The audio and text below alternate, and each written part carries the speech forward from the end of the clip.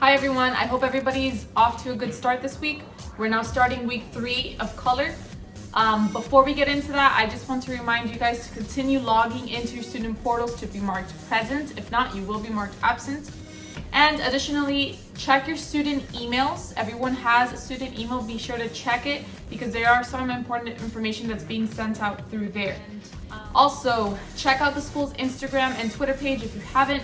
Mr. Vinat, again, he's been posting some fun games this week. But the academic awards ceremony is this Friday and will be posted on the school's website, Instagram, and Twitter. So reach out to your friends, watch it with your family. And I'd also like to congratulate Karine Rodriguez that she was chosen for Outstanding Visual Arts Student. So congratulations, Karine. I want to say awesome job to all of you guys for completing your assignments and sending in your color value scales and your Blendoku scores. You've been doing a great job. This week, we're going to continue learning more about color values, okay?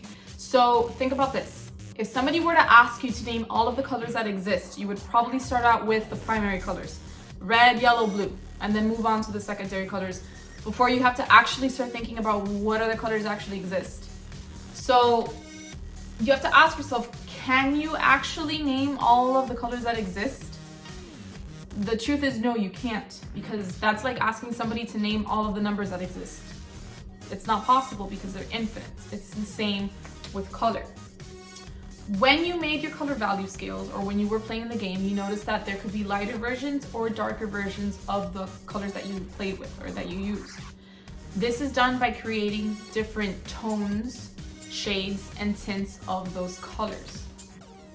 As you can see on this Canva website example, shades are made by adding black to a color, tints are made by adding white to a color, and tones are made by adding grays to a color. That's something that not many people think about. Stop to think about that for a moment. You can take one color and then make different tints, tones, shades by messing with the amount of black, white, or gray you mix in with that color. The different combinations are endless, and you can do that with every single color. This is when Philip Otto Runge's color sphere starts to make sense, because he put the pure colors down the center and then he used black and white as his north and south poles, and then every color that was in between were the tints and the shades of those colors. So this week we're going to focus on tints, tones, and shades. When you work with just the tint, the tone, and the shade of one color, you're dealing with a monochromatic color scheme. Mono meaning one, and chroma referring to color. You can choose from 2 options for this week's assignments.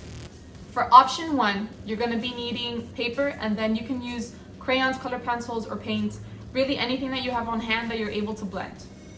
For this, you're going to be making a monochromatic magazine cover of yourself.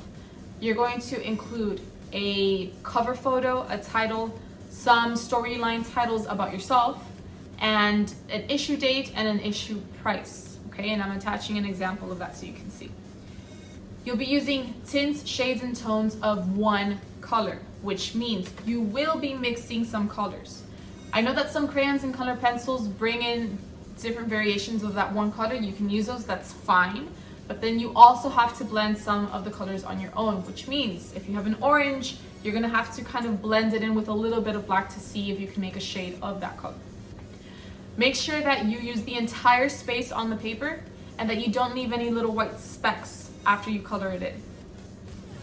I've included another video further explaining how to complete option 1 if you need some further instructions on it. And you can click on that in the assignment post. When you're done, write your full name on the lower right-hand side of that paper with the date, take a picture of it, and then upload that to the Color Week 3 assignment. Option 2, you're also going to be making a magazine cover about yourself. The only difference is that for this option, you need to make a free canva.com account. Once you create that account, you're gonna go to Canva and then you're gonna click create a design and then choose poster. Once you have that canvas opened up, you're gonna click the text icon, type in your name, and make the font whatever color it is that you would like to work with. This could be one of your headlines.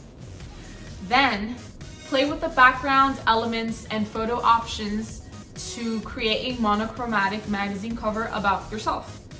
and use a photo of yourself like this Rolling Stones magazine example. You're also going to include a cover photo, a title, different storyline titles about yourself, an issue date, and an issue price. Here's an example of one that I created.